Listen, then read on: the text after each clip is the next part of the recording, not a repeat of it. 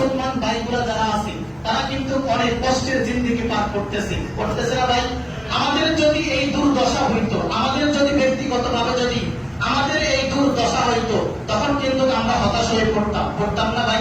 আমাদের যে ঈমান, আমাদের এই ঈমান হইলে তাদের মতন যদি আমাদের হইতো, আমরা কিন্তু অনেক হতাশ হয়ে পড়তাম। কিন্তু আমাদের জাতি ভাইগুলাকে উপর এত অত্যাচার করা হচ্ছে, তারপরে কিন্তু আমাদের জাতি ভাইগুলা আল্লাহর উপর ধৈর্য ধারণ করে আছে, ঠিক না ভাই? আল্লাহর উপর দেখেন, বিষয়গুলো যদি এইরকম হয়, আপনার আমার ছেলে সন্তান, আমি আপনার আমার ছেলে সন্তানকে এক জায়গার মধ্যে রেখে আসলাম, রাখার পরে আমি দোকান থেকে কোনো জিনিস কিনে আনতে গিয়েছিলাম, এখন থেকে আমার আপনার ছেলে দুনিয়া থেকে বিদায় হয়ে চলে গেল, ওই ছেলে সন্তান তখন কি অবস্থা হবে? কষ্ট লাগবে না ভাই?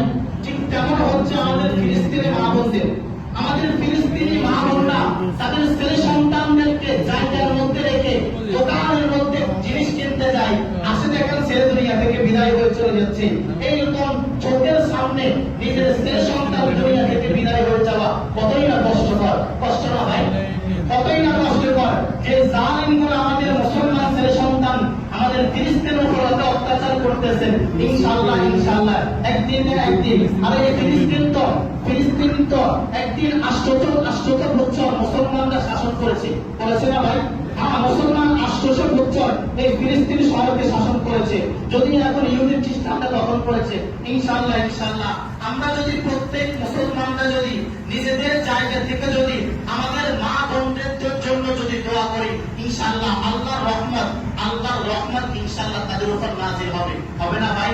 এই রমজানে যদি আমরা তাদের জন্য 2 রাকাত নফল নামাজ পড়ে দোয়া করি, এই রমজান মাসে যদি আমরা সাহারির সময় যদি তাদের জন্য দোয়া করি, এই রমজান মাসে যদি আমরা যদি ইফতারের সময় যদি লক্ষ লক্ষ কোটি মানুষ রোজা রেখে যদি আমাদের মা বোনদের জন্য দোয়া করে, আল্লাহ কি দোয়া কবুল করবে না?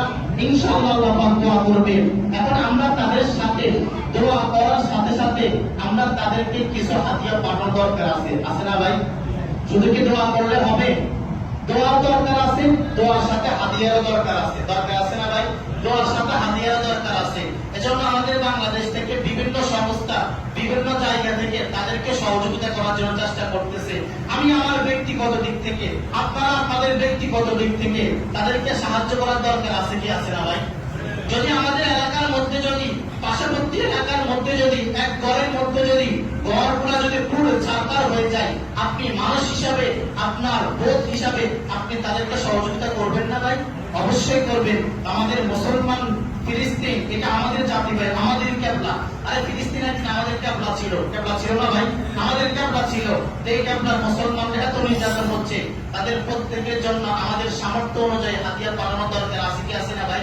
অবশ্যই দরকার আছে। এজন্য বিভিন্ন সমস্যা থেকে হাতিয়ার পাঠানো যায়, সুযোগ আছে। এজন্য আমাদের নামাজের পর আমাদের মসজিদ থেকেও কিছু কালেকশন করা হবে। আমাদের এক ভাই আছে, তিনি কালেকশন করবে। এর কাছে আমরা যে যা পারি নিজের সামর্থ্য অনুযায়ী আমাদের জাতি ভাই মনে করে আমরা তাদের জন্য সহযোগিতা করবো তো ইনশাআল্লাহ ভাই। যার যতটুকু সামর্থ্য আছে রমজানের দিনে সদকার নিয়েতে যেটা নিয়ত করেন না কেন তাদেরকে দেওয়ার জন্য আমরা চেষ্টা করবো। আল্লাহ পাক রব্বুল আলামিন পর্যন্ত যে কথাবার্তাগুলো বললাম আমাকে আপনাকে বুঝার এবং